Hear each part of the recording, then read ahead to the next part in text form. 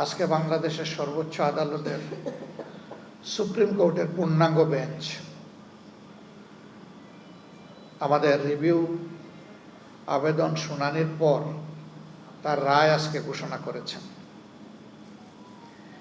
এই রায়ে আমাদের সম্মানিত মজলুম নেতা এবং ভাই জনাব আজহারুল ইসলামের বিরুদ্ধে আনীত সকল অভিযোগ থেকে তাকে খালাস দেওয়া হয়েছে। আলহামদুলিল্লাহ রাব্বিল আলামিন। আজ বড় মনে পড়ে জাতির এই সংকট মুহূর্তে কঠিন বাঁকে আমাদের মাথার তাজ এই সমস্ত নেতৃবৃন্দ যদি বেঁচে থাকতেন,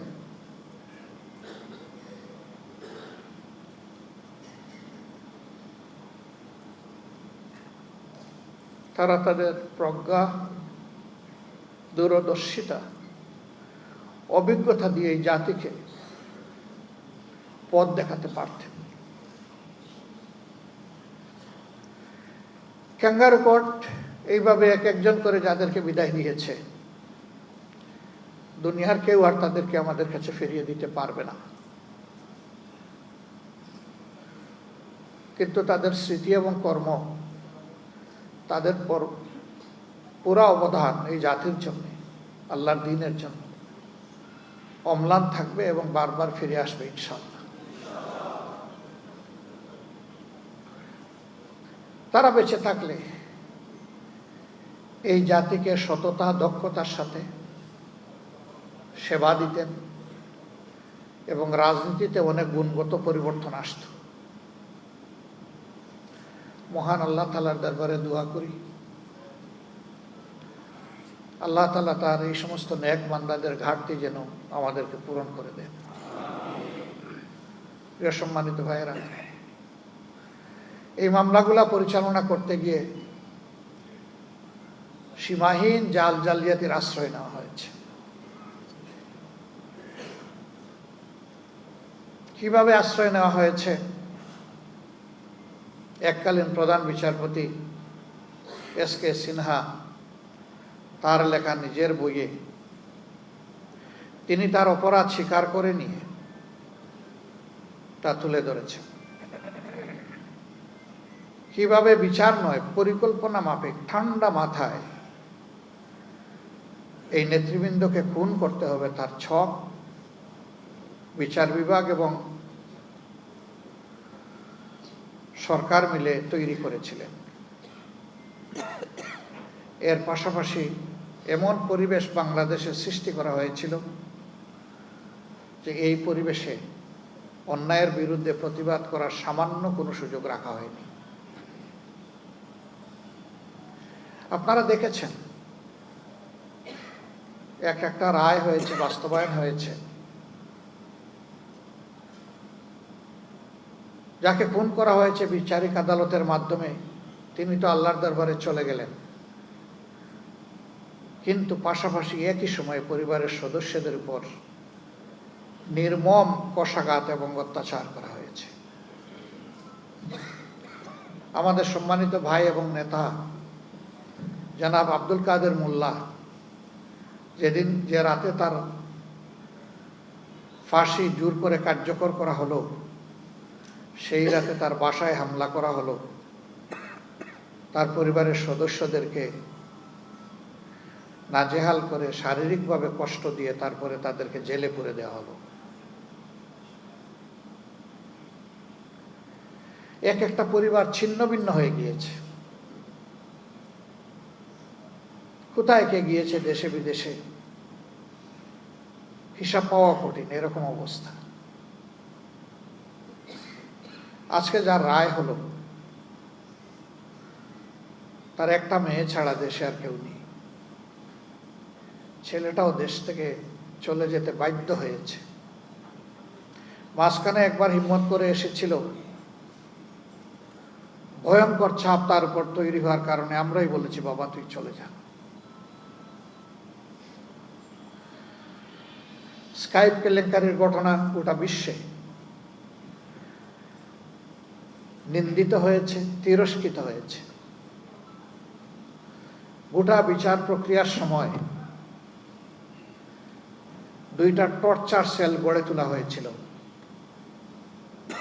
একটার নাম দেওয়া ছিল সেফ হোম, আরেকটার নাম দেওয়া হয়েছিল সেফ হাউস। সেফ হোমে ভিকটিম নেতৃবৃন্দকে নিয়ে নাজেহাল করা হতো। সেখানে জিজ্ঞাসাবাদের উচ্চ আদালতের ডিরেকশনও ফলো করা হয়নি, লঙ্ঘন করা হয়েছে। নির্গুম রেখে ঘন্টার পর ঘন্টা, দিনের পর দিন তাদের উপর অত্যাচার চালানো হয়েছে। আমরা তখন নীরবে সহ্য করেছি, সঙ্গত অবস্থান থেকে প্রতিবাদ জানানোর চেষ্টা করেছি। চোখের পানি দিয়ে আল্লাহ তাআলাকে বলেছি, হে আল্লাহ, ইন্নাকা আলা কুল্লি শাইইন কাদির, তুমি সকল কিছুর উপর ক্ষমতাবান, হে মাবুদ, তোমার ক্ষমতার আশ্রয় আমরা নিচ্ছি। সম্মানিত ভাইয়েরা, সেফ হোমে নির্যাতনের পাশাপাশি মিথ্যা সাক্ষী দেওয়ার জন্য লোকদেরকে ধরে এনে সেফ হাউসে রাখা হতো, যাত্রাবাড়ির একটা ঠিকানায়। এই সব কিছু তখনকার মিডিয়ায় উঠে এসেছে। সারা বিশ্বের মানবাধিকার সংগঠন, বিবেকবান রাষ্ট্রনায়ক, মানুষের পক্ষ থেকে এই বিচার প্রক্রিয়ার নিন্দা জ্ঞাপন করা হয়েছে। স্পেশাল এনভয় পাঠিয়ে তাদেরকে স্বচ্ছ বিচারের জন্য অনেক পরামর্শ দেওয়া হয়েছে, কোনো কিছুই কানে তোলেনি। কারণ তারা জানত স্বচ্ছ বিচার হলে খুন করা যাবে না, কারোই কথা তারা শোনেনি। হ্যাঁ, আমাদের নেতৃবৃন্দ চলে গেছে, সেই নেতৃবৃন্দকে হয়তো এই দুনিয়ায় আমরা পাবো না। আল্লাহ তাআলার দরবারে দোয়া করি, আদালতে আখেরাতে একই সাথে যেন আমাদের হাসর হয়। সম্মানিত ভাইয়েরা, আমাদের প্রিয় নেতৃবৃন্দ এবং আমরা এই দেশকে ভালোবাসি, তারা ভালোবাসতেন। ভালোবাসার জায়গা থেকে তারা চেষ্টা করেছেন দেশের মানুষের জন্য ভালো কিছু করার। তাদের সবটুকু যোগ্যতা উজাড় করে দিয়ে বাংলাদেশে সুস্থ ধারার রাজনীতির প্রবর্তন তারা করতে চেয়েছিলেন। শুধু বিরোধী অবস্থানে রাজপথে নয়, সরকারের ক্ষুদ্র অংশ হওয়ার পরেও সেখানেও গিয়ে তারা চেষ্টা করেছেন সরকার ব্যবস্থাপনাকে ভালো করা যায় কিনা। 2 জন মন্ত্রীর 3টা মন্ত্রণালয়, আপনারাই সাক্ষী। আল্লাহ তাআলা এই বান্দাদেরকে বিশেষভাবে সাহায্য করেছিলেন। তারা সততা এবং স্মার্টনেসের সাথে পুরা সময় জুড়ে তারা তাদের দায়িত্ব পালন করে এক বিরল প্রমাণ বাংলাদেশের জনগণের জন্য রেখে গেছে। সততার নজিরবিহীন উদাহরণ তারা রেখে গেছে। আমরা আশা করি তাদের এই অবদান জাতিকে অনুপ্রাণিত করবে যুগের পর যুগ, শতাব্দীর পর শতাব্দী, ইনশাআল্লাহ। সম্মানিত ভাইয়েরা, আদালত পরিচালনা করতে গিয়ে কি হয়েছে আপনারা দেখেছেন। আদালত প্রাঙ্গণ থেকে যে পরিবারের মানুষকে খুনের অভিযোগে নেতৃবৃন্দের ট্রায়াল চলছে, সেই পরিবারের কারো সাক্ষ্য নেওয়া হয়নি। বরঞ্চ এক ভাই সাক্ষ্য দিতে এসেছিলেন, ইসাব আলীর ভাই শুকরঞ্জন বালি, তাকে আদালত প্রাঙ্গণ থেকে অপহরণ করা হয়েছে।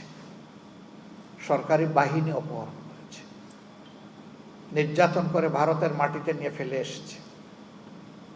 জেল কেটে কষ্ট করে দীর্ঘদিন পর তিনি ফিরে এসেছেন।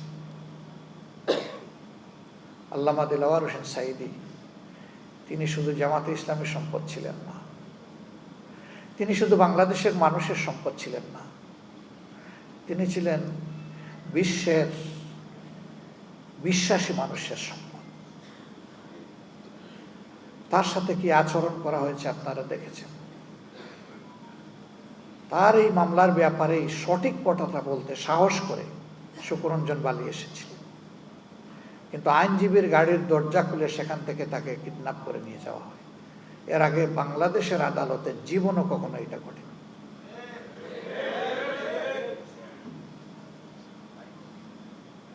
পাতানো ট্রায়ালের খবর মিডিয়া এসেছে, আপনারা দেখেছেন। বিচারক বলছেন আপনি হারায় যাবেন, আমি বসায় দিব, জনগণ বুঝবে আমাদের মাঝে কোনো বোঝাপড়া নাই। অ্যাপিলিয়েট ডিভিশনে হিয়ারিং হয়েছে, প্রধান বিচারপতি সরকার পক্ষের কুশলীকে বলছেন যা কিছু বললেন তাতে তো মতিউর রহমান নিজামী সাহেবকে 1 মিনিটের জন্য 1 দিনের জন্য শাস্তি দেওয়ার কোনো সুযোগ নেই। আমরা আশা করেছিলাম সত্য কথাটা খোলা কোর্টে বলার পরে অন্তত তার কথার মর্যাদা তিনি রাখবেন, কিন্তু না, ওই যে আগে ছক্কাটা বিদেশ থেকে সাপ্লাই দেওয়া রায়ের ভিত্তিতে ঠিক একই পরিণতির দিকে তাকেও ঠেলে দেওয়া হলো। আমরা মাবুদের শুকরিয়া আদায় করি, আমাদের নেতৃবৃন্দের উপরে এই জুলুম করা হয়েছে। বহু কায়দা কানুনে তাদের মুখ থেকে জোর করে যা নয় তা স্বীকার করানোর চেষ্টা করা হয়েছে, এমনকি রায় বাস্তবায়নের আগেও ষড়যন্ত্র করা হয়েছে, কিন্তু না, তারা ছিলেন স্থির চিত্ত, তারা ছিলেন ইমানের বলে বলিয়ান, তারা ছিলেন সত্যের উপর প্রতিষ্ঠিত। এই জন্য মহান আল্লাহর উপর ভরসা করে ফাঁসির তক্তার উপরে গিয়ে দাঁড়িয়েছেন, কিন্তু অন্যায়ের কাছে মাথা নত করেননি। তারা আমাদেরকে শিখিয়ে গেছেন, হে মর্যাদামান জাতি, সত্যের উপর অবিচল থাকলে ফাঁসি কোনো বিষয় নয়। মৃত্যু একবারই হবে, কিন্তু অপমানজনক মৃত্যু নয়।